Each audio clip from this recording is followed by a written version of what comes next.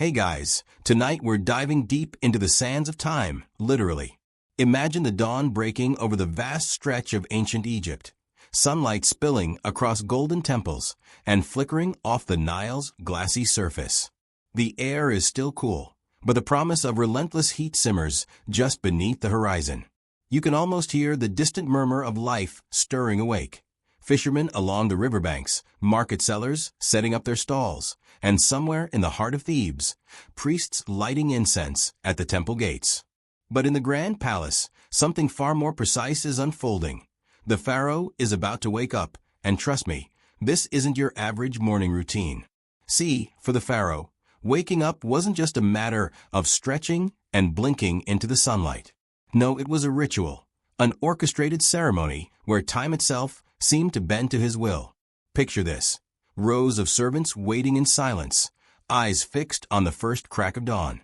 Musicians clutch their instruments, ready to play the pharaoh into consciousness.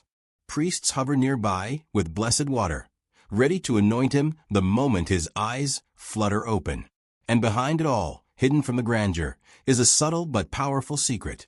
The Egyptians were obsessed with measuring time. Long before the tick of a clock or the soft glow of a digital alarm, the ancient Egyptians were already finding ways to slice the day into manageable pieces. The pharaoh's wake-up call was no accident. It was the result of careful timekeeping, rooted in rituals that synchronized with the rising sun.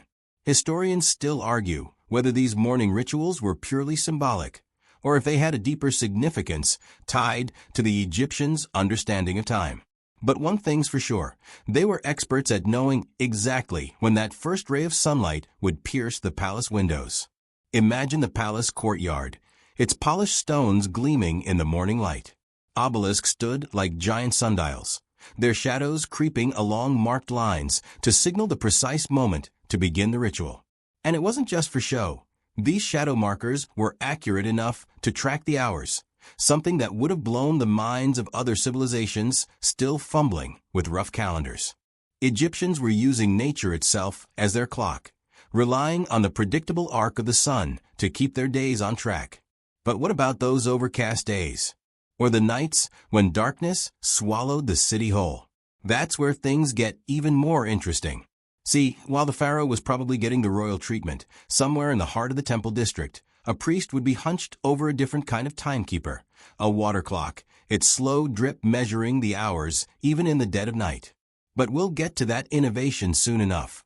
For now, imagine yourself back in the palace as the ceremony continues. Musicians strike up a gentle rhythm, flutes and harps intertwining with the chants of priests. Incense curls lazily into the morning air, perfuming the space with frankincense and myrrh. You can almost feel the weight of tradition in every note, every gesture. And as the pharaoh finally stirs, eyes fluttering open to the sunlight, the palace erupts into motion. Servants bustle with linens and scented oils, priests murmur blessings, and somewhere in the distance, the sound of temple bells marks the first official hour of the day. The entire process is a well-oiled machine, a testament to the Egyptians' deep understanding of rhythm and routine. It's easy to imagine how this daily spectacle must have felt like a resetting of the world itself. Time was not just a concept for them. It was a living, breathing cycle, visible in every shadow cast by the sun and every drop of water that slipped through a clepsydra. And yet, this is just the beginning.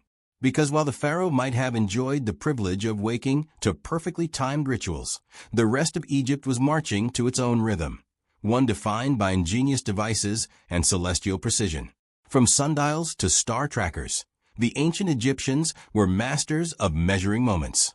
And their quest to tame time would eventually lead them to create what many historians consider the world's first true alarm clocks.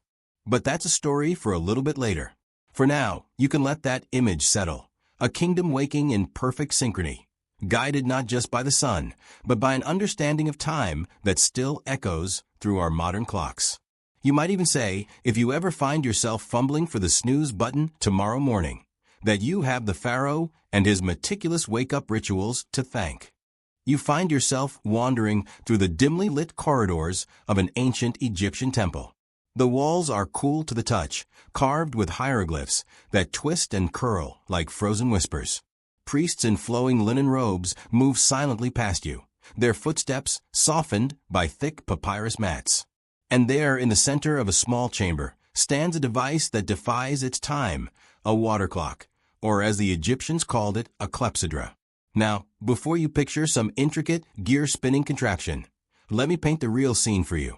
The clepsydra was simple, almost elegant in its design, a stone or pottery vessel filled with water, meticulously carved with lines to mark the passage of hours. A tiny hole near the bottom allowed water to drip out at a steady rate, and as the water level lowered, it would reveal each line, like the slow ticking of an invisible hand. And here's the kicker. It worked just as well at night as it did during the day. In a world where the sun ruled the hours, the Egyptians had found a way to measure time in the dark. Historians still argue whether the idea for water clocks was purely an Egyptian innovation or if it trickled in from other civilizations. But there's no doubt the Egyptians perfected it. Archaeological finds suggest that these timekeepers were used in temple ceremonies, astronomical observations, and even everyday life. Imagine priests gathering before dawn, their hands cupped around flickering lamps, watching water drip from the clepsydra to signal the exact moment to begin a ritual. Time wasn't just observed, it was orchestrated. And it wasn't just priests who relied on these devices. Water clocks became essential for anyone who needed to mark the hours after sunset. Night watchmen who patrolled the temple grounds and palace corridors often carried smaller versions of the clepsydra, using them to track their shifts and report the passing hours to their superiors. If you think punching a time card is old school, try watching droplets of water slip away in the moonlight, each one a tiny heartbeat of history. But water clocks weren't just about knowing the hour, they were about precision. Egyptian engineers were remarkably skilled at controlling the flow of water. Some clepsydras were designed with adjustable holes to speed up or slow down the drip, depending on the time of year. They even accounted for evaporation, sometimes topping off the vessel with fresh water to keep the rhythm steady. It's like they were running the world's first maintenance checks on time itself. Of course, there were quirks. For one, water clocks had to be watched constantly to be effective. There was no ringing bell or flashing light to announce the hour, just the silent, persistent drip of water, like the heartbeat of the temple itself. That meant someone had to be responsible for keeping an eye on it, adjusting it, refilling it. In some temples, this was the job of apprentice priests, whose only task was to maintain the clock's rhythm, ensuring ceremonies began exactly when the water dipped below a certain line. Imagine your first gig being a literal keeper of time, holding the sacred responsibility of making sure the gods were honored at the right moments. No pressure, right? And then there were the more ornate versions, the ones built for pharaohs and high priests. These weren't just practical, they were works of art. Some were decorated with hieroglyphs and scenes of the sun god Ra steering his golden barge across the sky. Others were inscribed with spells meant to guide the passing hours. One particularly stunning example, found in Karnak, is engraved with not just time markers, but the names of star constellations that the Egyptians tracked with near-obsessive accuracy. It was more than just a clock, it was a cosmic map, charting not just hours, but the dance of stars across the night. Even more astonishing, some historians suggest that these water clocks weren't always passive timekeepers. There are whispers of water clocks that rang bells or struck gongs, marking the hours with sound. Evidence is sparse, but if true, it would mean the Egyptians had invented a kind of auditory alarm centuries before mechanical clocks were even imagined. Imagine waking up not to the blaring of an iPhone, but the soft chime of water-driven bells, resonating through the temple halls as the first light of dawn spilled over the Nile. If you close your eyes, you can almost hear it, the slow, measured drip of water echoing off stone walls, the distant whisper of priests chanting, and maybe, just maybe, the faint ringing of a bell, calling the faithful to wakefulness. In that single unbroken rhythm, the Egyptians had found a way to hold back the chaos of time, if only for a few precious hours. But the water clock was just one part of their mastery over time. As the sun climbed higher and shadows began to stretch across the sand, the Egyptians had another trick up their sleeves. One that didn't rely on water or moonlight, but on the raw power of the sun itself.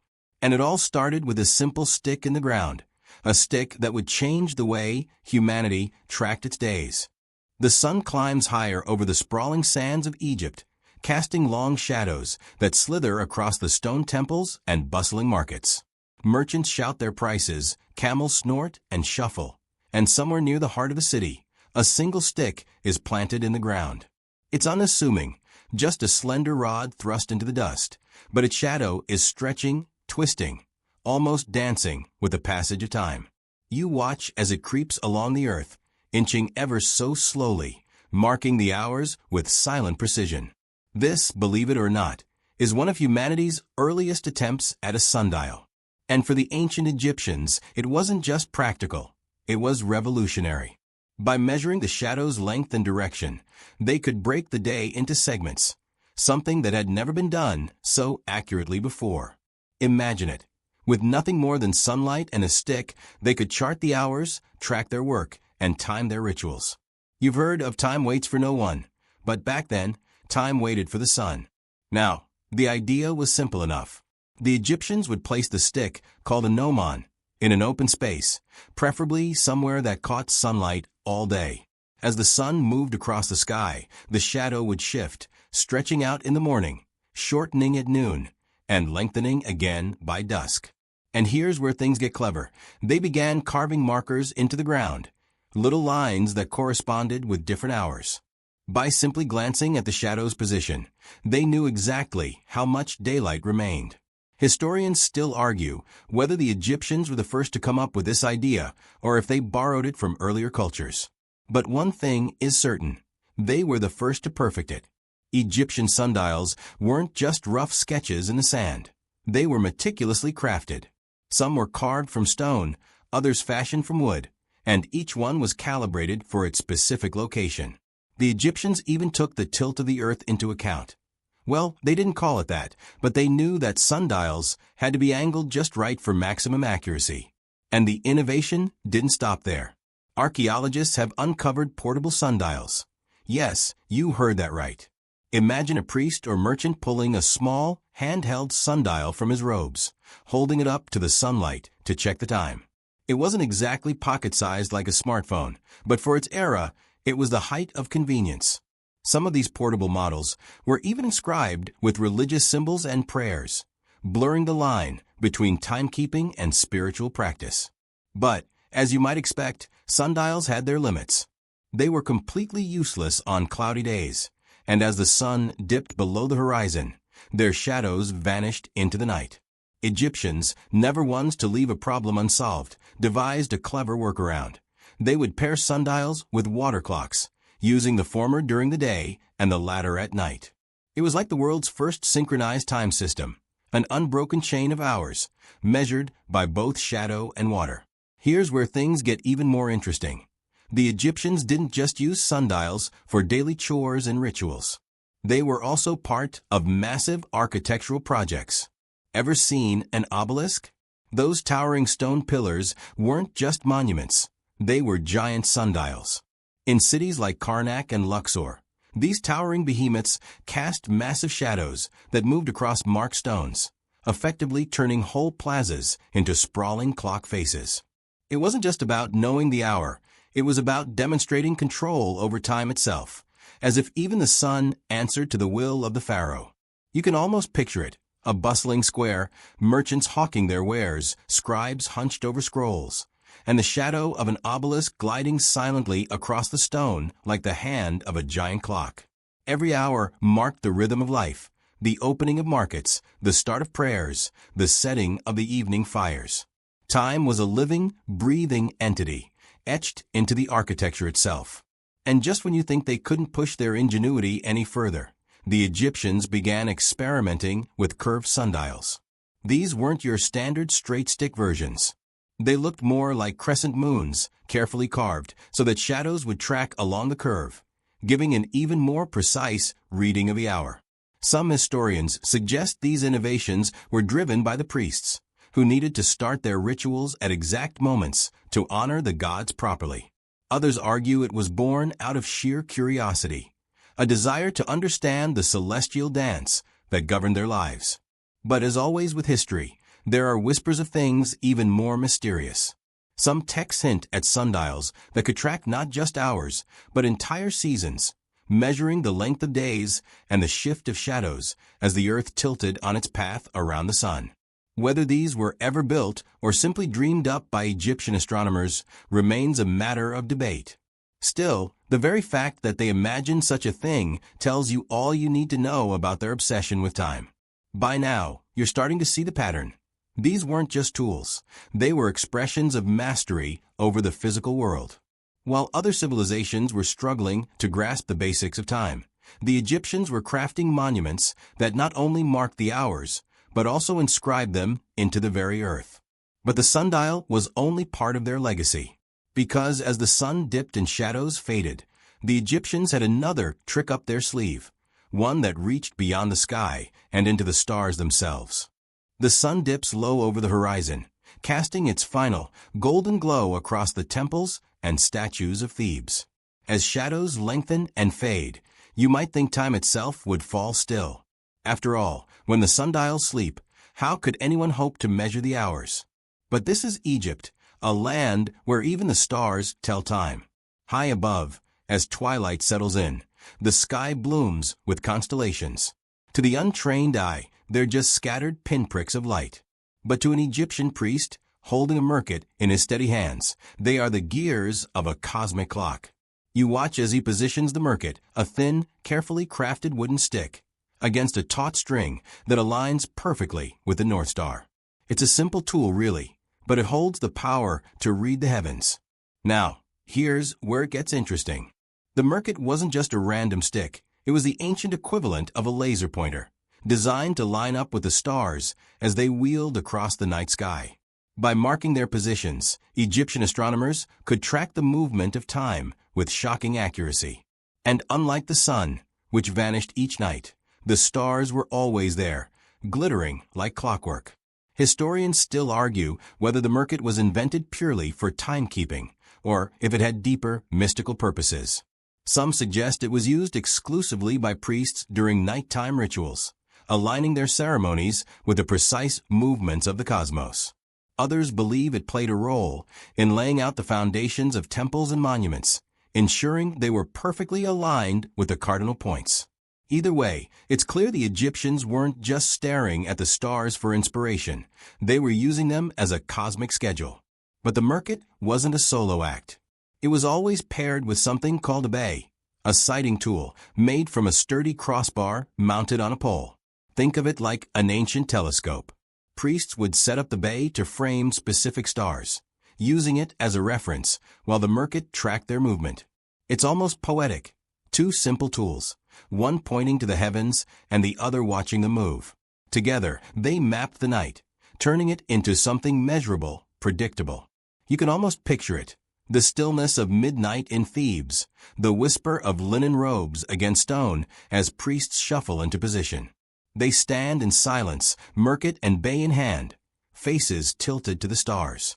The air is thick with the scent of incense, curling in lazy spirals toward the heavens. One by one, they line up their instruments, eyes locked on the North Star, lips moving silently in prayer. And then, with the precision of a well-oiled machine, they begin to measure the passage of time. This was no ordinary stargazing. These nightly rituals were synchronized with the Egyptian calendar, marking important dates and temple ceremonies.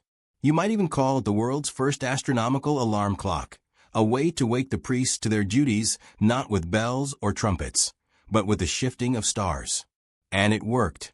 With astonishing reliability, Egyptian astronomers could predict when dawn would break, when the floods of the Nile would come, and when the gods needed to be honored.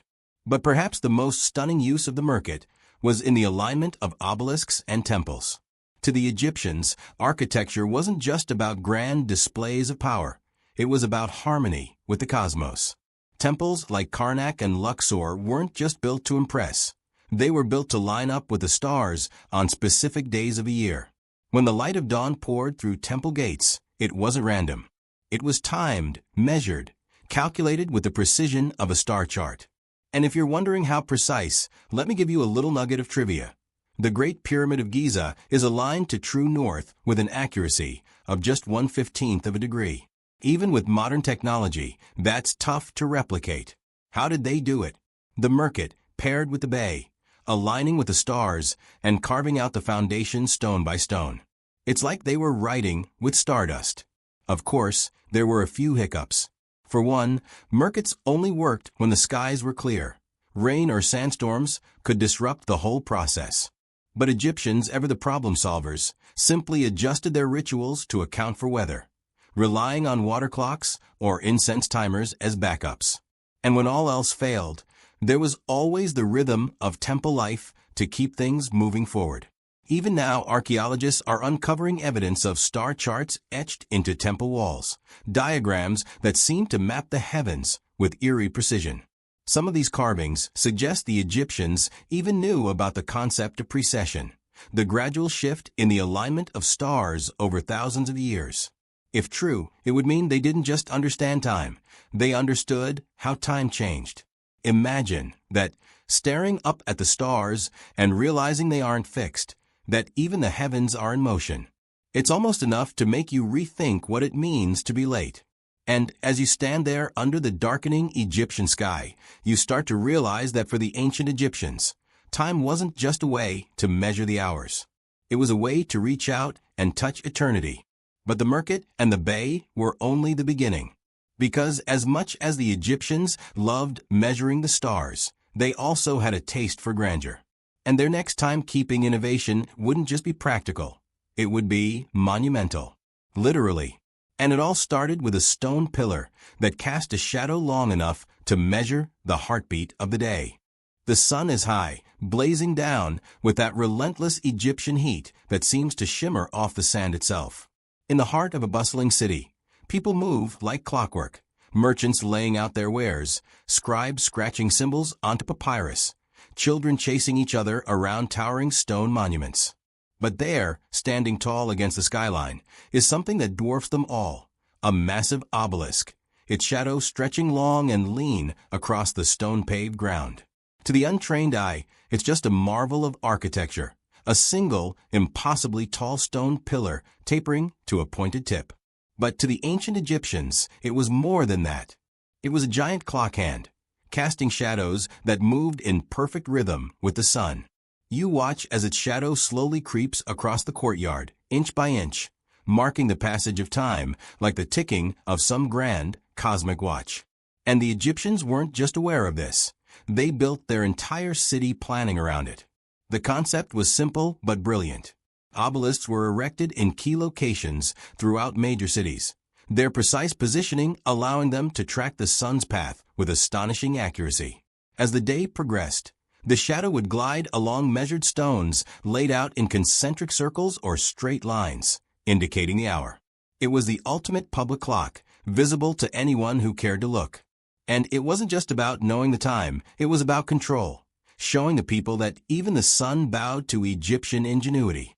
Historians still argue over who came up with the idea first, but there's no doubt the Egyptians took it to a whole new level. Some obelisks stood over 70 feet tall, carved from a single block of stone and decorated with intricate hieroglyphs, celebrating the Pharaoh's power and divine connection to the sun god, Ra. It wasn't just timekeeping, it was a statement, a way of saying we command the sun, and through it we command time itself. And if you think building one of these stone giants was easy, think again. Quarrying the stone was just the beginning. Once it was carved and polished to perfection, the real challenge began, transporting it. Imagine trying to move a 70-foot stone pillar weighing hundreds of tons across miles of desert. And not just moving it, but setting it upright with a kind of precision that allowed it to cast a perfect shadow. Modern engineers still scratch their heads over how the Egyptians pulled it off. There are theories, of course, massive sledges dragged by thousands of laborers, wooden rollers, even greased pathways to reduce friction. But no one knows for sure. Once in place, the obelisk was more than just a timekeeper. It was a ceremonial marker. Egyptians believed its pointed tip served as a direct connection to the gods, a stone needle stitching heaven and earth together. Some priests even claimed that during certain times of the year, the obelisk would channel the sun's divine energy straight into the earth, blessing the land and its people. Whether you believe that or not, there's no denying the obelisk's symbolic power. When its shadow crept across the courtyard, the whole city took notice. It was like the beating heart of daily life, pulsing with every inch of shadow movement. And they didn't just stop at one. Egyptian pharaohs loved the idea so much that they commissioned obelisks all over the empire. Some were dedicated to marking the solstices. Others were placed in temple courtyards to sync with religious rituals. One particularly famous pair stood before the Temple of Karnak, casting twin shadows that moved in perfect symmetry throughout the day. People would gather in the courtyard to watch the shadows align, signaling the exact moment to begin prayer. It was a daily ritual, blending the divine with the practical, the cosmic with the everyday. But perhaps the most impressive aspect of these obelisks was their role in predicting seasonal changes. Egyptian astronomers noticed that as the year progressed, the shadow lengths would shift ever so slightly, marking the changing arc of the sun. By tracking these movements, they could predict the coming of the Nile floods, the harvest season, and even the hottest days of summer. It's almost like they had unlocked the secrets of the universe, reading it not in books, but in the shadows stretching across temple stones. And here's a fun tidbit. Cleopatra's Needle, the famous obelisk now standing in Central Park, was originally erected in Heliopolis around 1450 BCE. It stood for over 1,000 years before being moved, first to Alexandria, and then shipped across the ocean in the 19th century.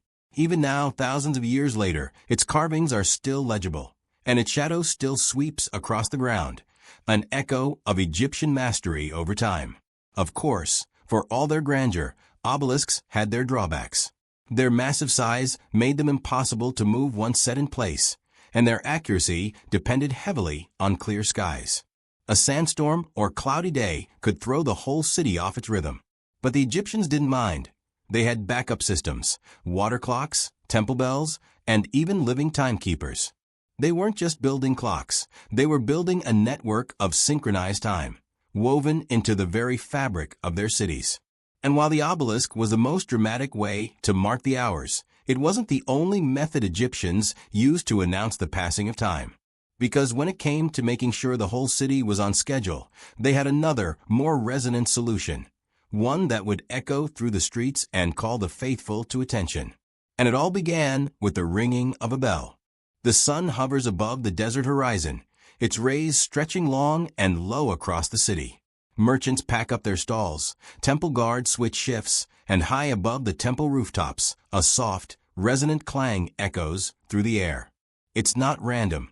It's the mark of the hour, a sound as familiar as the crow of a rooster, drifting from temple courtyards and market towers. Egyptians, it turns out, weren't just watching shadows or counting water droplets. They were listening for time itself. Long before the grand bells of European cathedrals told the hour, Egyptians had devised their own auditory markers. Some historians argue that the very first bronze bells and gongs were used not just for ceremony, but for timekeeping. Think about it.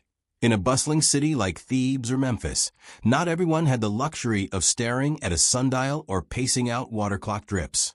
But the clear, sharp ring of a bell that carried through narrow alleyways, over crowded markets, and across temple walls, uniting the city in the same ticking rhythm. These weren't bells, as you might imagine, though not the grand, swinging pendulums of European churches. Egyptian timekeeping bells were smaller, more reserved, and often struck by hand or through simple mechanisms. Priests would walk the temple grounds at regular intervals, striking a bronze gong or ringing a handheld bell, signaling the start of rituals, the opening of temple gates, and the changing of the guard. In some temples, bells were rung to mark each stage of a ceremony, creating a sort of living clock that moved with the rhythm of worship. And then there were the temple gongs.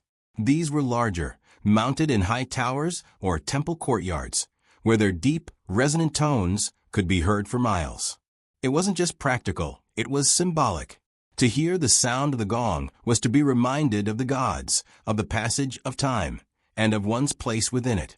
Some inscriptions even suggested that the gong's vibrations were believed to clear the air of evil spirits, turning each strike into a spiritual act.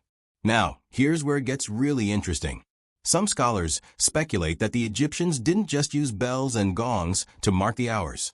They may have synchronized them with their water clocks and sundials, creating a multi-sensory experience of time. Imagine the scene. As the shadow of an obelisk crept across its marked stones, a priest would ring the bell, announcing to the people that another hour had passed. The entire city, regardless of where you were or what you were doing, moved to the same invisible beat. Historians still argue whether this auditory timekeeping was limited to major cities or if it spread to rural temples as well. Some texts suggest that even smaller towns had a designated timekeeper, someone responsible for ringing a bell or sounding a gong at regular intervals. It was less about precision and more about rhythm, an acknowledgement that life itself moved in cycles, that the gods demanded punctuality in worship, and that the Nile's floodwaters would not wait for anyone running late. But the bells weren't just for keeping time. They also served as warnings and announcements. If a ceremony was about to begin, bells would ring out to call the faithful. If a royal procession was winding its way through the streets, a series of gongs would signal its approach. And in times of emergency, like when a sandstorm swept in from the desert or the first whispers of war reached the city walls, the ringing of bells would alert the population, cutting through the chaos with their clear, unmistakable tone. And while we're on the subject of warnings, here's a quirky tidbit for you. Some temple bells were inscribed with tiny hieroglyphs meant to ward off thieves and desecrators. It was believed that if someone stole a bell or struck it without permission, it would sound differently, drawing the attention of the priests and invoking the anger of the gods. Was it superstition? Maybe. But you can imagine how effective that little piece of folklore was in keeping sticky fingers at bay. But there's one mystery that still lingers around these ancient timekeepers. Some scholars have found references to a bell system connected to merkhuts and obelisks, almost like an ancient alarm clock. The theory goes that priests might have set up bells to ring at certain times during celestial events, sunrises, star alignments, even eclipses. If true, it would mean the Egyptians not only measured time, they also orchestrated its announcement with ritual and ceremony. You can almost hear it, the slow, deep chime of a bell ringing through the dusty streets of Thebes, drifting over the markets and into temple grounds. Merchants pause their haggling, priests nod in solemn agreement, and guards shift their spears, knowing the hour has changed. Time, to the Egyptians, wasn't just something that passed, it was something that rang out, something that spoke. But sound was only one part of the equation. The Egyptians weren't content to simply ring bells and cast shadows. Their mastery over time would soon go beyond water and sun, stone and bronze. They wanted to measure the world itself, not just the hours of the day, but the seasons, the floods, the very rhythm of life along the Nile. And to do that, they would need something even more impressive than bells and gongs. Something that could capture the movement of the stars and the heartbeat of the earth. And it all began with a giant stone circle that stood as silent witness to the dance of the cosmos. The Nile flows steady and unyielding, its waters glimmering under the midday sun. Fishermen cast their nets, children splash along the banks, and the distant hum of temple rituals pulses like the heartbeat of the land. But here, far from the clamor of the city, stands something almost forgotten, a giant stone circle, weathered by centuries, yet unmistakably deliberate in its construction.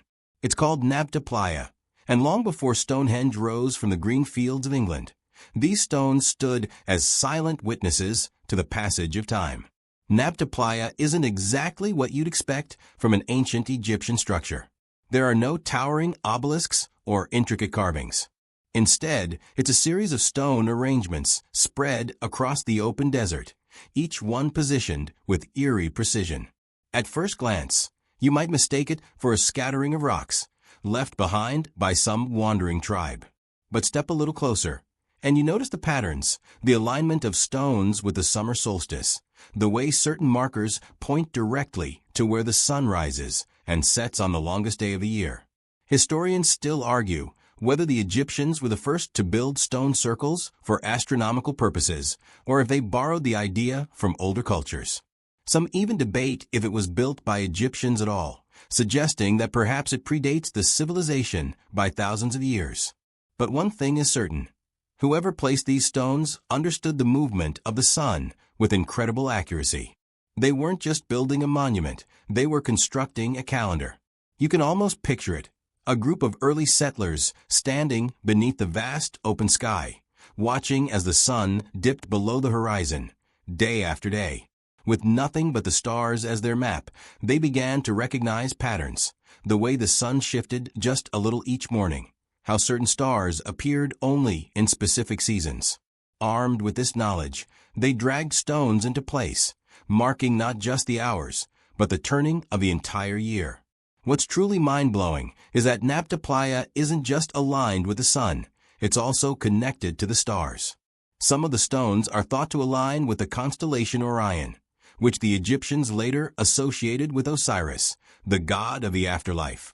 If true, it would mean that even in these early days, Egyptians weren't just looking at the sky, they were mapping it, laying the groundwork for a celestial understanding that would last millennia. But the stones of Nabta Playa weren't only about celestial events. According to some theories, they also acted as markers for seasonal rains. The positioning of certain rocks seems to align with shifts in weather patterns, indicating when the rains would come to nourish the land. Imagine using not just the stars, but the stones themselves to predict the lifeblood of your civilization. It's almost like they had a terrestrial alarm clock, one that whispered secrets of the coming harvest and the flood of the Nile. Of course, not everything is fully understood. Even now, archaeologists are scratching their heads over some of Nabta Playa's more curious features. Among them is the so-called calendar circle, a formation of stones arranged in a perfect oval, with lines radiating outward. Some believe it functioned as a sort of ritual clock, marking the hours of the solstice. Others argue it was used for sacrifices or star-watching ceremonies, where priests would gather to chart the sky and predict the future.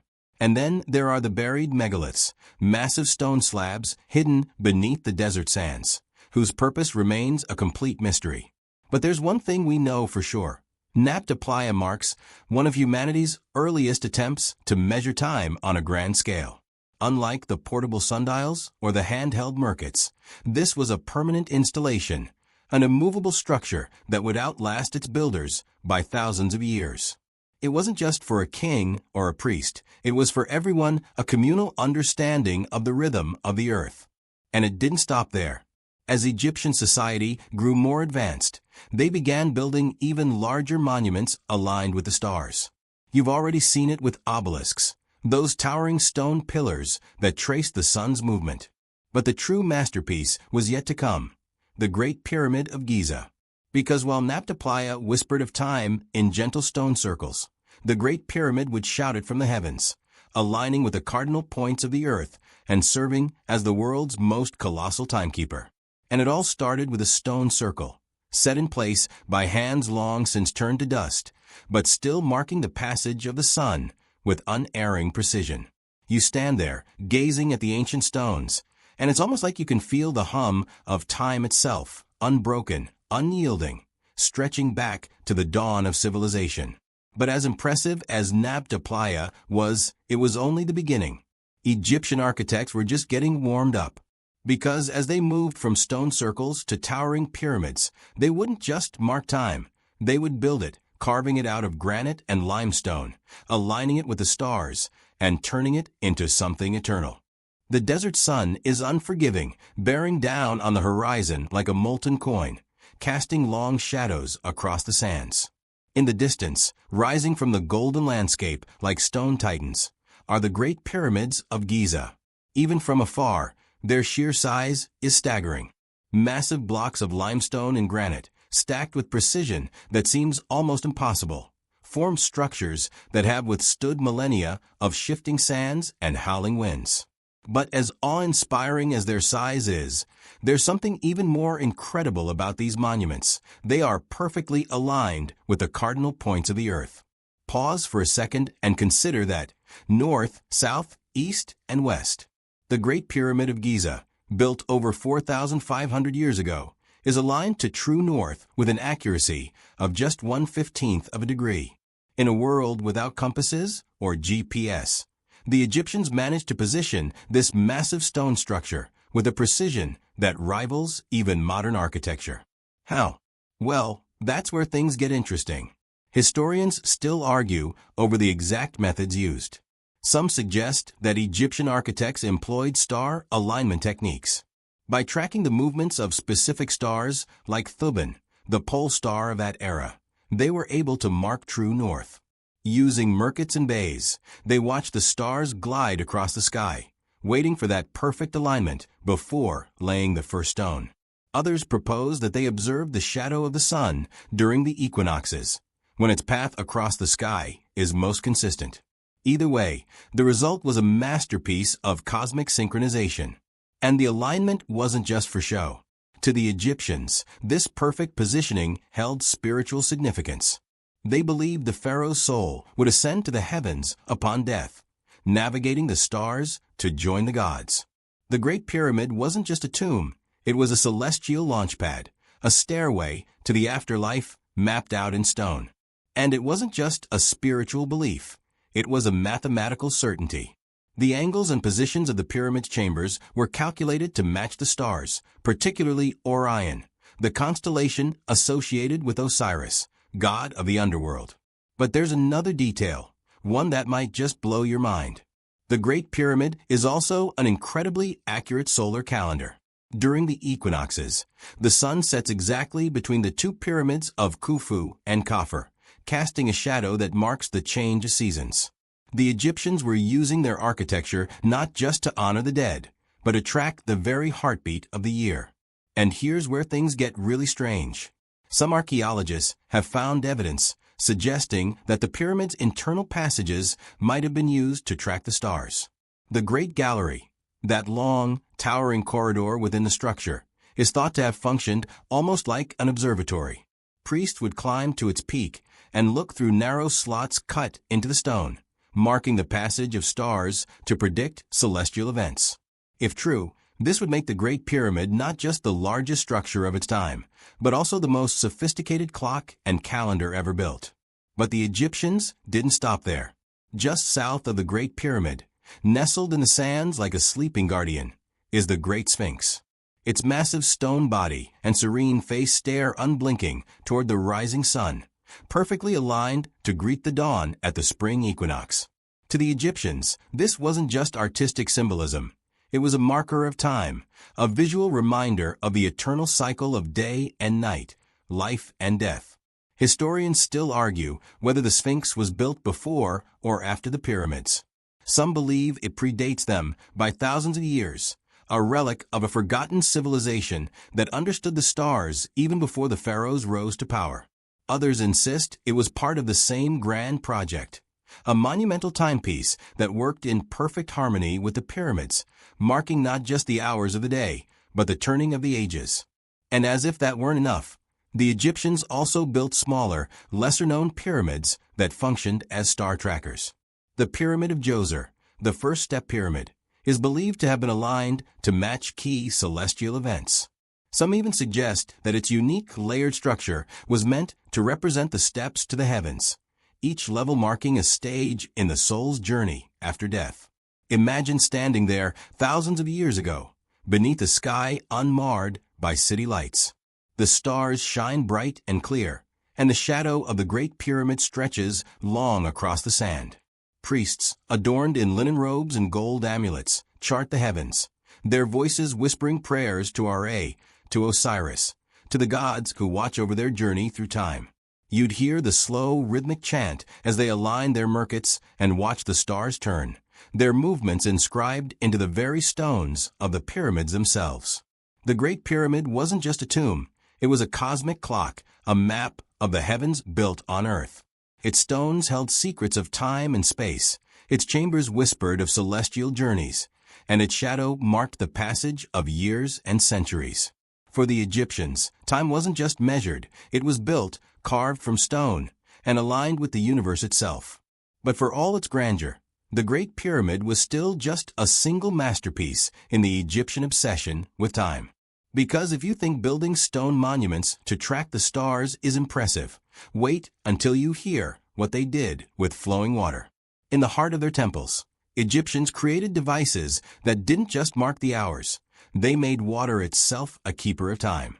The air around the temple is thick with incense, the flickering flame of torches casting soft shadows on the stone walls.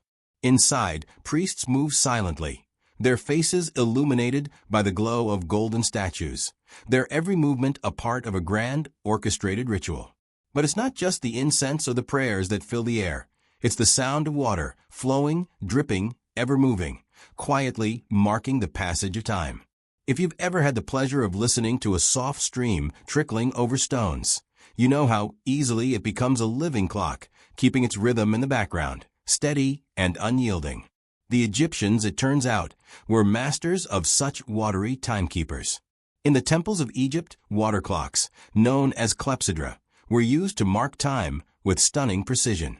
These devices were incredibly simple but highly effective. Imagine a small, carefully carved stone basin filled with water. Over the course of an hour, the water would slowly drip from one container to another, its progress monitored with marked graduations on the side. As the water level dropped, time passed, a kind of silent ticking that carried with it the promise of the unknown. Historians still argue over how the Egyptians first discovered the principles behind water clocks. Some believe they were inspired by the Nile's seasonal floods, where the flow of water could be used to measure cycles. Others suggest that the concept came from watching how water moved in the natural world, the way it trickled through the cracks in the earth or the way it pooled in the shadows of buildings. Regardless of the origins, the Egyptians were the first to refine the technology, using it in temples, palaces, and even royal tombs. These water clocks weren't just about keeping track of the hours, they were ritual objects. They were used in ceremonies to mark the passage of the day, to measure the duration of specific rites, or even to time the priest's speech during sacred rites. In a culture where time was as sacred as the gods themselves, these water clocks weren't merely utilitarian. They were part of the divine order. The flow of water represented the flow of time itself, and it was both measured and sanctified. Imagine a priest stepping up to one of these intricate timepieces, the faint sound of water dripping echoing in the silence of the temple. He watches the water level drop, a subtle reminder that the world is always moving, that the hour has arrived, and that the gods wait for no one. These water clocks were so precise that they were sometimes used to mark the passing of the stars.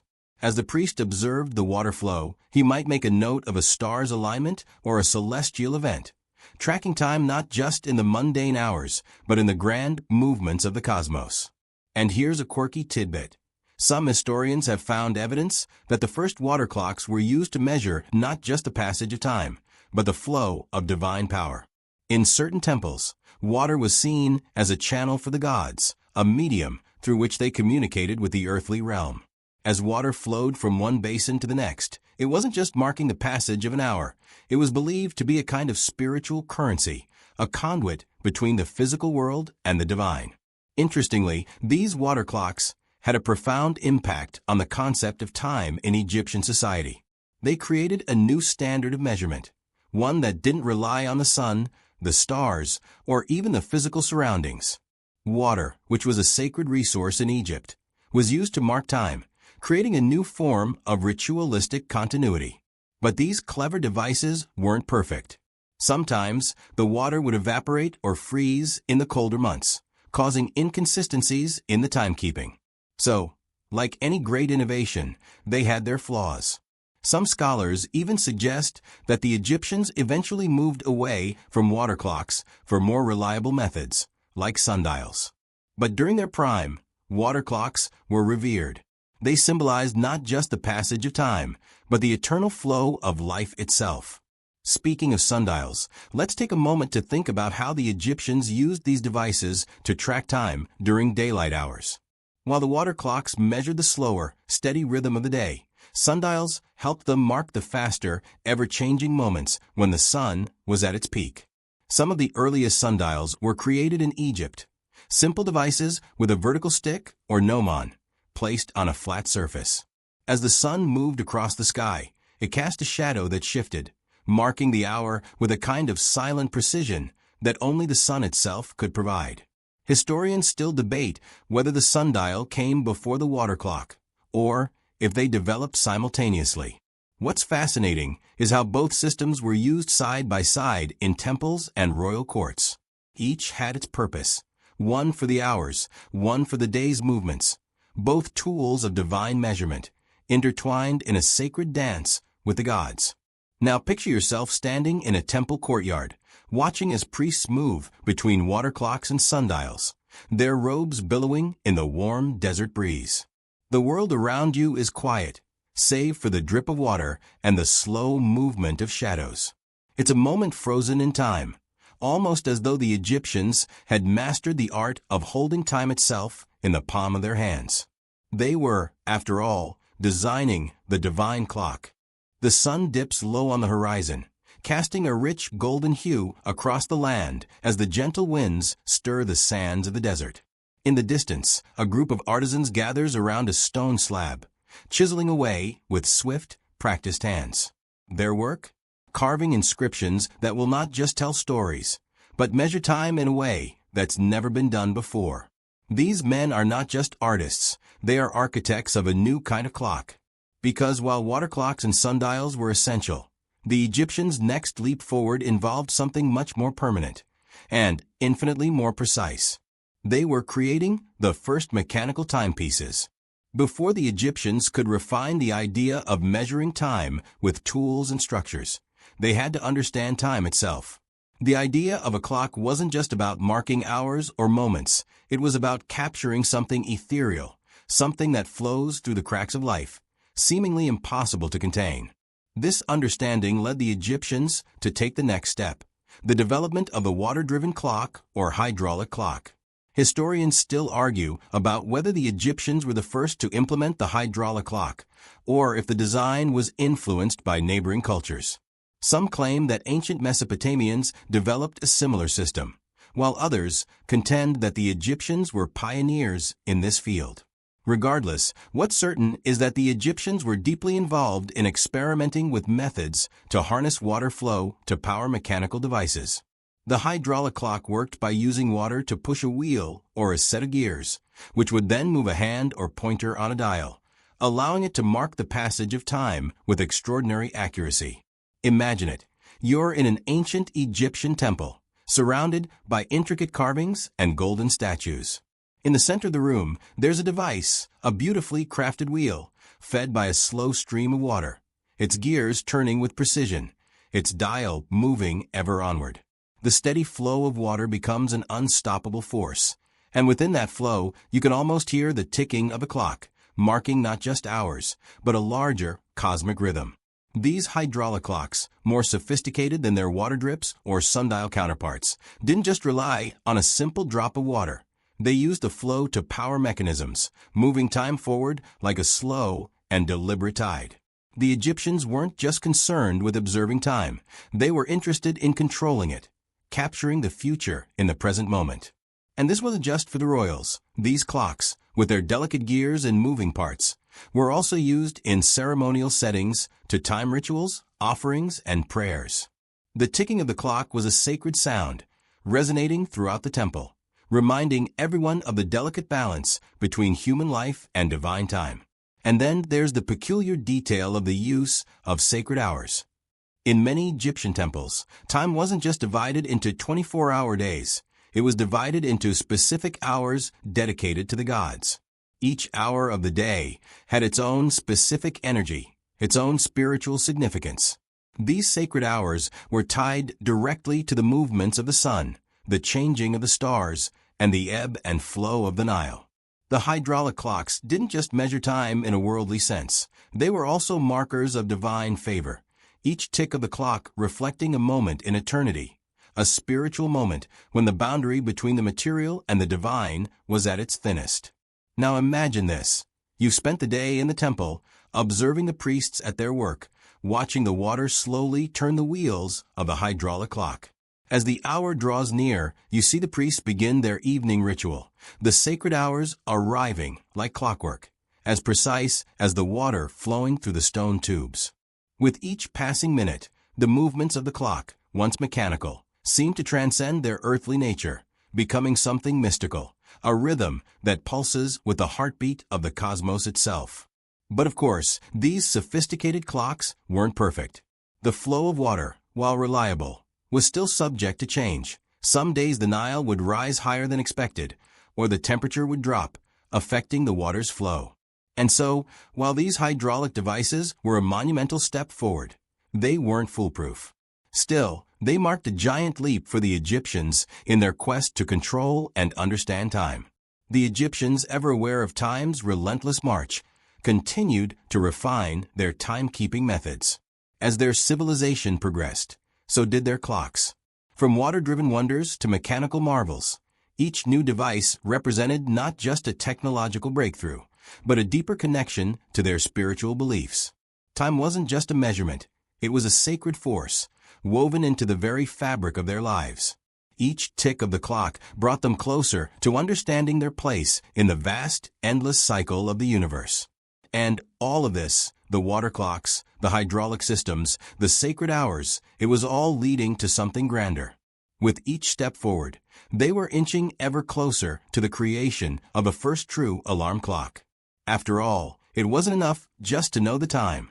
The Egyptians were destined to make it impossible to ignore it. As the twilight settles over the desert, the cool night air sweeps in, carrying with it the sounds of the city winding down. But not everyone is ready to rest just yet. In the quiet corners of the temples, priests are finishing their evening rituals, casting final blessings over the sacred sites. Meanwhile, in royal palaces and homes of the wealthy, something more curious is happening. Time, as it once moved steadily through the day, now starts to rise with an urgency, a sense of alarm. The Egyptians were on the cusp of an innovation that would forever change how people interacted with time. The first mechanical alarm clocks. Picture the scene. The flickering light of oil lamps casts shadows across an elegantly adorned chamber. In the corner, a carefully crafted bronze bell sits on a pedestal. It is connected to a system of ropes and weights, all powered by the movement of the sun. This isn't just a simple bell, though this is the prototype of what we would call an alarm clock. The mechanism is set to ring at a specific time, based on the movement of the sun's rays through intricate gears. Historians still argue whether these bells and sun-powered devices should be classified as alarm clocks. Technically, the Egyptians didn't have the same need for alarms that we do today. Their world was dictated by the rhythms of the Nile, the movement of the sun, and the constellations. But there's no doubt that these early devices were a precursor to the modern alarm clock, marking an attempt to force time into a more rigid schedule. The devices, much like the earlier water clocks, worked on mechanical principles that involved physical forces to trigger the ringing of the bell. The sun's movement, for example, would heat metal rods attached to a set of gears, gradually turning a wheel. When the wheel reached a certain point, it would trigger a mechanism that caused the bell to ring. It was an innovation that would eventually be replicated and refined in later cultures, but the Egyptians were among the first to explore the concept. Imagine being a royal official or a priest in ancient Egypt, about to begin a crucial ceremony. The sun is setting, and as the last rays of light filter into the room, the sound of the bell reverberates through the air. It's the perfect cue, the beginning of the sacred hour. The Egyptians didn't need to be reminded of the hour by an electronic beep. No, for them, the bell was more than just a wake-up call. It was a ritualistic signal, a reminder that time was a thread, woven into the fabric of the universe, pulling them ever forward. At this stage, the ancient Egyptians had begun to move beyond the simple observation of the passing hours. They had taken the measurement of time and woven it into their daily lives, making it reliable, predictable, and even controllable. They had created a system where time was no longer something to be observed passively, but something to be acted upon, to be used in service of the gods, of the king, and of the daily workings of their society. These devices, though primitive, were a major leap forward from the earlier, more passive timekeeping methods like water clocks and sundials. The mechanical alarm clock was a product of the Egyptian desire to master time and shape it according to their needs. It wasn't just about marking time anymore, it was about actively managing it, ensuring that everything and everyone moved in harmony with the celestial rhythms of the universe. But while these mechanical alarm systems may have been a wonder in their own right, they still had limitations. They were largely tied to the natural world, dependent on sunlight and the movement of the heavens. They couldn't yet be set to function in the middle of the night or without the aid of external conditions. However, even with these limitations, they served as the foundation for what was to come. Clever engineers would eventually build on these primitive designs, working to free the alarm clock from the restraints of the natural world. They would develop systems that could work around the clock, regardless of the time of day or the weather. But the ancient Egyptians had done something remarkable. They had planted the seeds of what would one day become the very first alarm clocks. By this time, the ancient Egyptians had mastered the tools of timekeeping, the water clocks, the hydraulic clocks, and the early bell mechanisms. What had started as simple tools to measure time had now evolved into a complex system of machines, all working together to create a society that could move not just with the rhythms of the earth, but in perfect alignment with the stars themselves. Imagine, if you will, a day in the life of an Egyptian priest or official. They rise with the sun, perhaps to the sound of a carefully tuned bell. The work of the day is laid out before them in perfect order, time marked by water, metal, and the sun's rays, driving the ritual of their lives. And though the night may fall, the steady tick of time is never far from their thoughts, as it waits to usher them into the next moment, when the sun will rise, the bell will ring, and the cycle will begin again. As the twilight settles over the desert, the cool night air sweeps in, carrying with it the sounds of the city winding down. But not everyone is ready to rest just yet. In the quiet corners of the temples, priests are finishing their evening rituals, casting final blessings over the sacred sites. Meanwhile, in royal palaces and homes of the wealthy, something more curious is happening. Time, as it once moved steadily through the day, now starts to rise with an urgency, a sense of alarm. The Egyptians were on the cusp of an innovation that would forever change how people interacted with time. The first mechanical alarm clocks. Picture the scene. The flickering light of oil lamps casts shadows across an elegantly adorned chamber. In the corner, a carefully crafted bronze bell sits on a pedestal. It is connected to a system of ropes and weights, all powered by the movement of the sun. This isn't just a simple bell, though this is the prototype of what we would call an alarm clock. The mechanism is set to ring at a specific time, based on the movement of the sun's rays through intricate gears. Historians still argue whether these bells and sun-powered devices should be classified as alarm clocks. Technically, the Egyptians didn't have the same need for alarms that we do today. Their world was dictated by the rhythms of the Nile, the movement of the sun, and the constellations. But there's no doubt that these early devices were a precursor to the modern alarm clock, marking an attempt to force time into a more rigid schedule.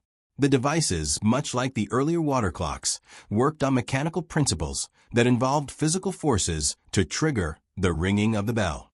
The sun's movement, for example, would heat metal rods attached to a set of gears, gradually turning a wheel.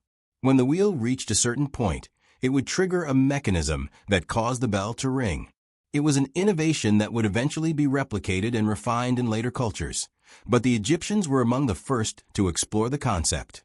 Imagine being a royal official or a priest in ancient Egypt, about to begin a crucial ceremony. The sun is setting, and as the last rays of light filter into the room, the sound of the bell reverberates through the air. It's the perfect cue, the beginning of the sacred hour. The Egyptians didn't need to be reminded of the hour by an electronic beep. No, for them, the bell was more than just a wake-up call. It was a ritualistic signal, a reminder that time was a thread, woven into the fabric of the universe, pulling them ever forward. At this stage, the ancient Egyptians had begun to move beyond the simple observation of the passing hours. They had taken the measurement of time and woven it into their daily lives, making it reliable, predictable, and even controllable. They had created a system where time was no longer something to be observed passively, but something to be acted upon, to be used in service of the gods, of the king, and of the daily workings of their society. These devices, though primitive, were a major leap forward from the earlier, more passive timekeeping methods like water clocks and sundials. The mechanical alarm clock was a product of the Egyptian desire to master time and shape it according to their needs. It wasn't just about marking time anymore, it was about actively managing it, ensuring that everything and everyone moved in harmony with the celestial rhythms of the universe. But while these mechanical alarm systems may have been a wonder in their own right, they still had limitations. They were largely tied to the natural world, dependent on sunlight and the movement of the heavens. They couldn't yet be set to function in the middle of the night or without the aid of external conditions. However, even with these limitations, they served as the foundation for what was to come. Clever engineers would eventually build on these primitive designs, working to free the alarm clock from the restraints of the natural world. They would develop systems that could work around the clock, regardless of the time of day or the weather. But the ancient Egyptians had done something remarkable. They had planted the seeds of what would one day become the very first alarm clocks. By this time, the ancient Egyptians had mastered the tools of timekeeping, the water clocks, the hydraulic clocks, and the early bell mechanisms. What had started as simple tools to measure time had now evolved into a complex system of machines, all working together to create a society that could move not just with the rhythms of the earth, but in perfect alignment with the stars themselves. Imagine, if you will, a day in the life of an Egyptian priest or official. They rise with the sun, perhaps to the sound of a carefully tuned bell. The work of the day is laid out before them in perfect order, time marked by water metal, and the sun's rays, driving the ritual of their lives. And though the night may fall, the steady tick of time is never far from their thoughts, as it waits to usher them into the next moment, when the sun will rise, the bell will ring, and the cycle will begin again. The desert night is quiet now, save for the distant rustling of the wind and the soft shuffle of feet in the sand. The sky above is a deep velvet, dotted with stars that have watched over Egypt for millennia. As you look up, you can't help but wonder, how did the ancient Egyptians keep time after the sun had set? The answer lies in their ever-innovative spirit, and as the centuries passed, their understanding of time would evolve once again, no longer tethered solely to the sun, the water, or the heavens. This time, it was the Egyptians who would lay the foundations for the mechanical clock, a device that could measure time day or night, regardless of the elements. Picture the scene. After centuries of observing the skies, the Egyptians had come to understand the cycles of the stars. They weren't just counting hours anymore. They were tracking celestial events with an astrological precision that would later influence the development of horology. It wasn't long before the Egyptians began using star clocks, an intricate system of mechanical devices designed to track the movement of constellations across the night sky. These early clocks used star charts and mechanical pointers to track the positions of the stars, offering a reliable method of measuring time even when the sun had long since disappeared behind the horizon. Historians still debate whether the Egyptians were the first to use star clocks, or if this practice was influenced by the ancient Mesopotamians or the Babylonians. What is clear, however, is that the Egyptians took these celestial clocks to a new level. Their designs were sophisticated and based on the precise movements of the night sky. By watching the constellations rise and fall, the Egyptians created timekeeping systems that were tied not just to the cycles of the earth, but to the universal rhythms of the cosmos. These star clocks functioned in a simple yet remarkable way. The device would be placed outside at night, allowing it to align with the visible stars.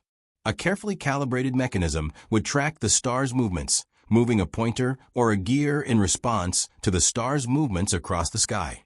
Each star had its own designated position, and by aligning the clock's pointer with the star, the Egyptians could tell time with astonishing accuracy. Imagine standing beneath a canopy of stars, the cool desert air wrapping around you, and watching as the star clock measures time by the dance of the heavens. It was a mesmerizing sight, a beautiful reminder that time was as much a cosmic force as it was a human one. In royal courts and temples, star clocks served a dual purpose. They were both functional time-keeping devices and symbolic representations of Egypt's relationship with the divine. The Egyptians believed the stars were not just distant points of light. They were sacred guides, representing the souls of the dead or even the gods themselves. By aligning their clocks with the stars, the Egyptians weren't just measuring time, they were aligning themselves with the very heartbeat of the universe. But star clocks, like the water clocks and the hydraulic systems before them, had limitations. They could only function at night, and they required a clear sky and perfect alignment with the constellations. The Egyptian priests and engineers had mastered the art of celestial timekeeping, but even they knew that the key to complete control over time would lie in a more consistent, human-made system, one that could function regardless of the weather or the stars.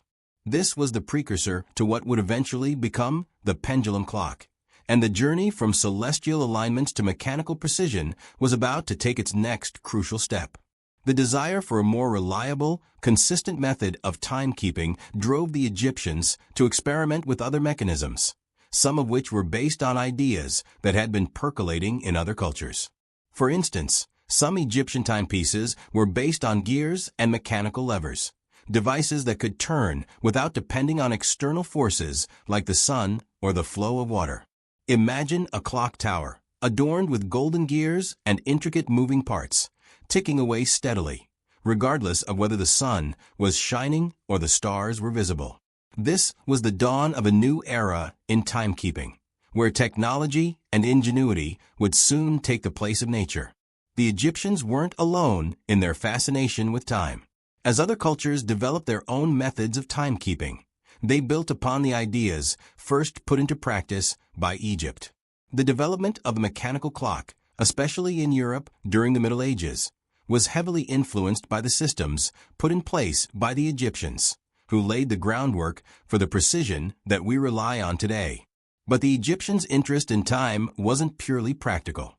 Time, for them, had a deep and spiritual meaning. Every passing moment was a reminder of the cosmic cycles of life and death, and of the eternal movement of the stars and the sun. The Egyptians' understanding of time was always intertwined with their understanding of the divine order. They weren't just measuring moments, they were recognizing the sacredness of each one.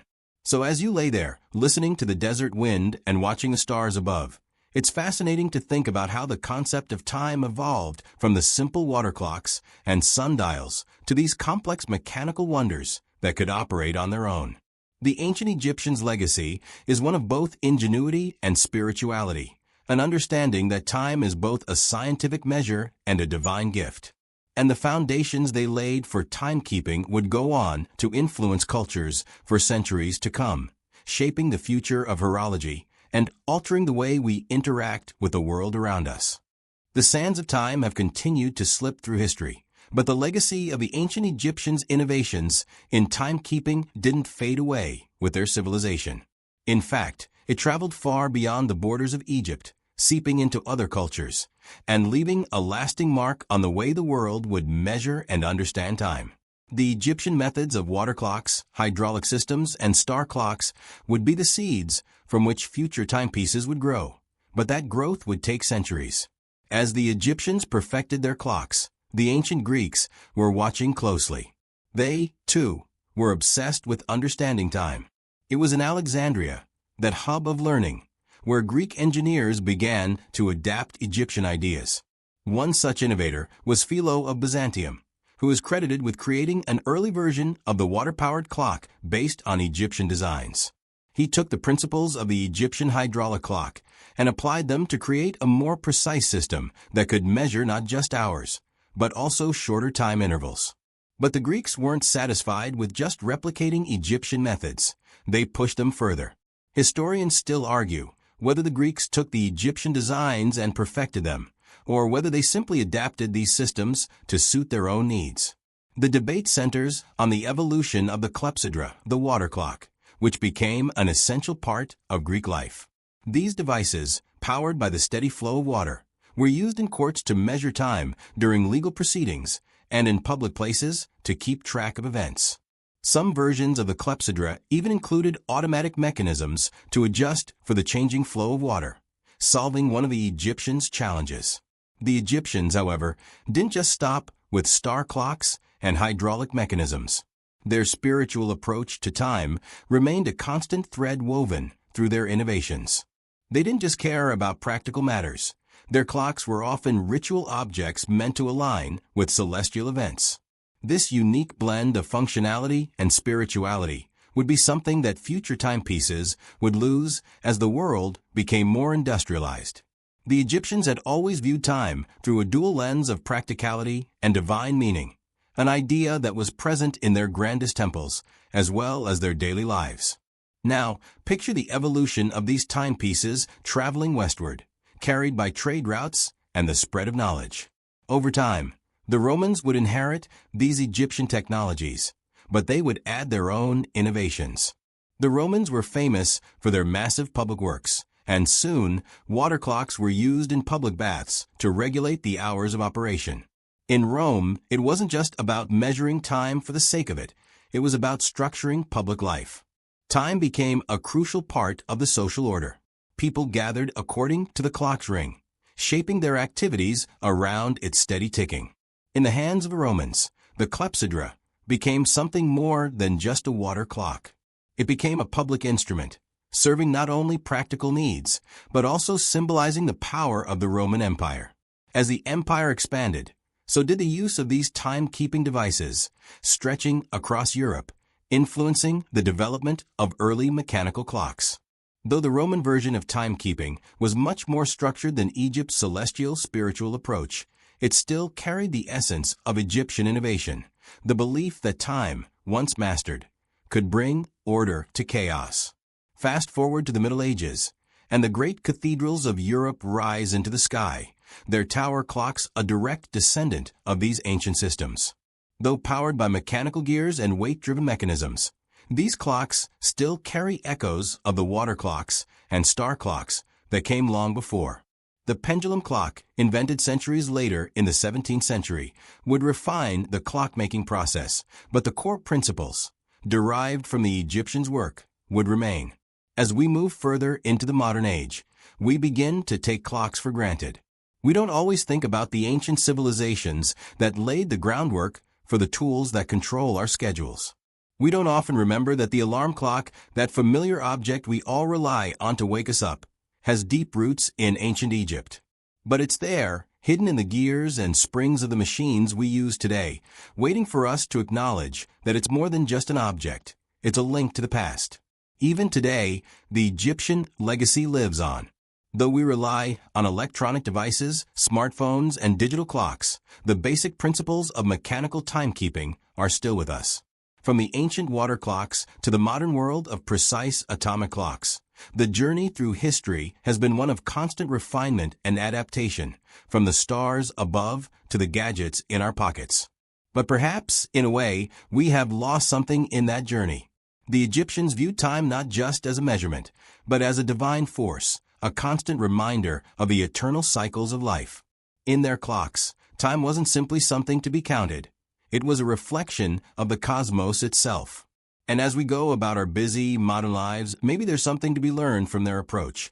That time is sacred, that every moment is part of a larger, divine plan, and that it's worth taking a step back every now and then to appreciate it, just as the Egyptians did. So, as the clock ticks on and the world rushes forward, take a moment to remember that this all began thousands of years ago, when a civilization in the deserts of Egypt looked up at the stars and thought, "We can measure this." As you sit back and reflect on how timekeeping evolved, a deeper realization begins to settle in.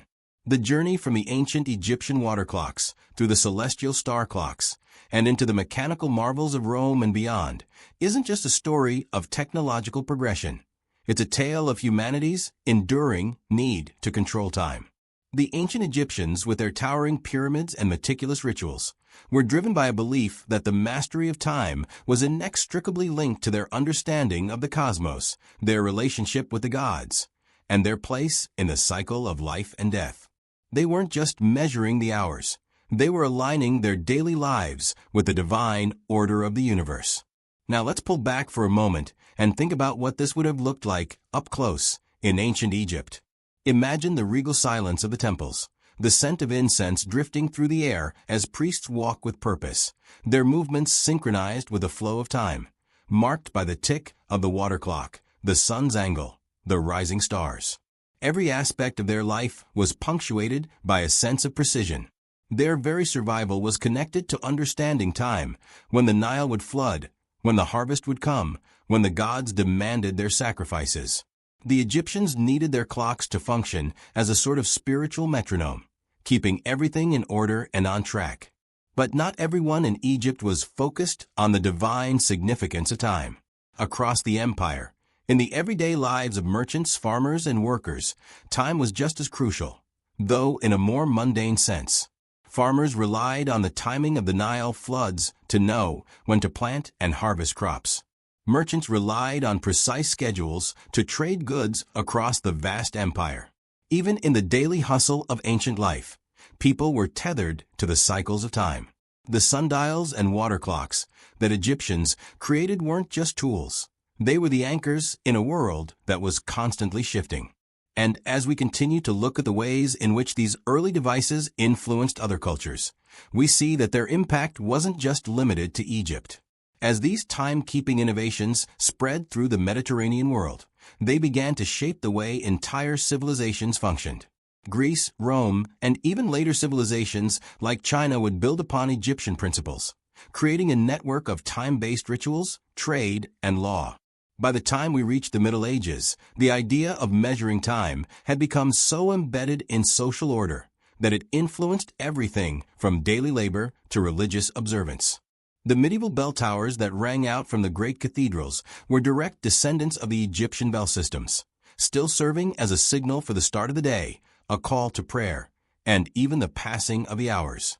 Time was now a universal language, and everyone, whether they were a farmer in Egypt or a merchant in Rome, could speak it, live by it, and depend on it. But the Egyptians' spiritual connection to time didn't disappear entirely. Even as clocks became more mechanical, the ancient belief that time was a divine cycle persisted. It found a new life in the medieval monks, who would painstakingly record the movements of the moon and stars, seeking divine order in the heavens above. These monks built astronomical clocks, meticulously designed to track not just the passage of hours, but the changing seasons, the phases of the moon, and the movement of the stars. Even in the mechanical clocks of the Renaissance, we see the echoes of that spiritual vision, the desire not just to measure, but to understand time. In modern times, we have mostly abandoned these celestial and spiritual notions of time, relying instead on the constant tick of our digital devices and atomic clocks. But perhaps, in the quietest moments, there's something about the idea of time as a divine force that we've lost in our rush to measure and control every passing second. It's easy to forget that our ancestors, like the Egyptians, didn't just track time. They viewed it as a sacred rhythm, something to be honored, something that held the universe together. Still, even today, we find small moments when time steps out of the rigid confines of technology and back into something more mysterious. Whether it's a quiet sunrise, the slow fall of snowflakes, or even a forgotten clock that ticks steadily in an old house, there are reminders of that ancient understanding of time not just as a measurement, but as a living, breathing presence that has carried humanity forward through the ages. And in that quiet space, where the digital world fades into the background and the sound of an old mechanical clock can still be heard ticking, we can almost hear the ancient Egyptians. We can imagine their priests and engineers sitting beneath the stars, their clocks softly ticking away in time with the universe, marking the sacred passage of hours and moments. We can almost feel the weight of those early days, when a bell ringing at dawn was more than just a wake-up call.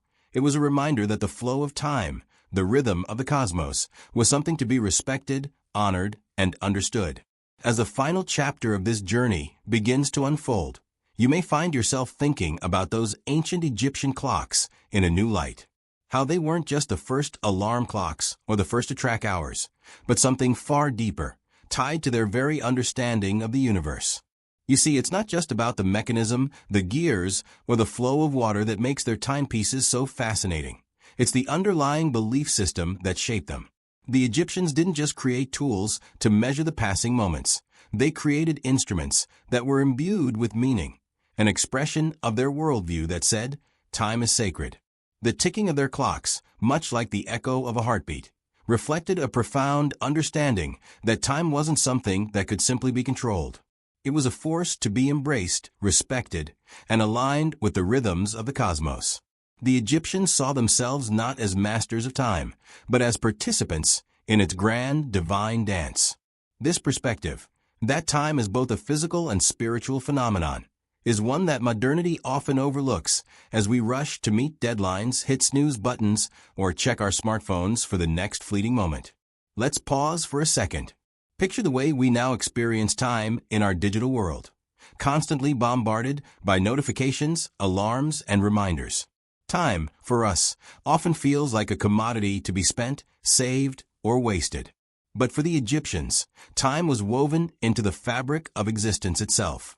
They measured the hours, yes, but they also paid attention to how those hours fit into a larger cosmic cycle. They understood that time was fluid, a living thing that could be captured or confined. And isn't there something incredibly freeing in that? The Egyptians didn't own time. They honored it as a sacred rhythm.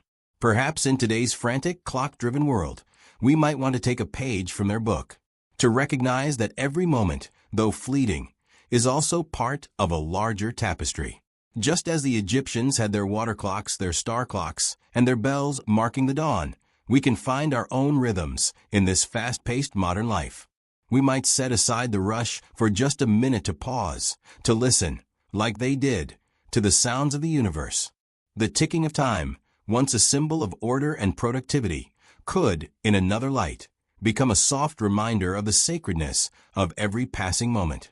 Now, as we near the end of this journey, imagine for a moment how it would feel to stand at the edge of the desert, the cool air brushing against your face, the stars scattered across the sky.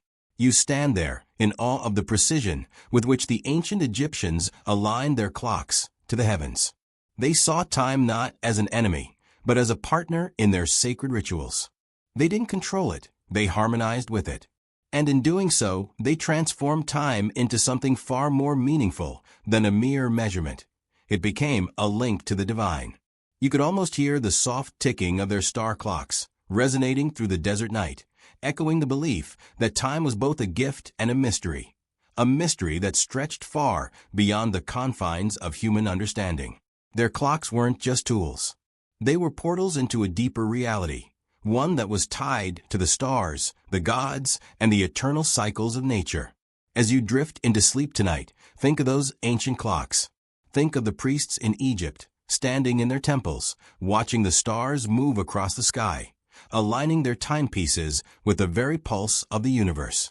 Think of the eternal rhythm of time, ticking softly in the background of your own life, and consider whether perhaps, just for a moment, you could look at time a little differently. Let it be more than an alarm, more than an instrument to manage your day. Let it be a reminder that we are all part of something much greater. Time, just like the Egyptian clocks, is a sacred rhythm, flowing endlessly, beautifully, from one moment to the next. Now, as the quiet settles in, remember, time will continue to march on. But tonight, let's rest in the knowledge that we are part of this grand, cosmic dance, just as the Egyptians were. And tomorrow, when you rise to your own alarm, take a moment to listen, not just to the sound of the ticking clock, but to the silent heartbeat of the universe that beats in time with it.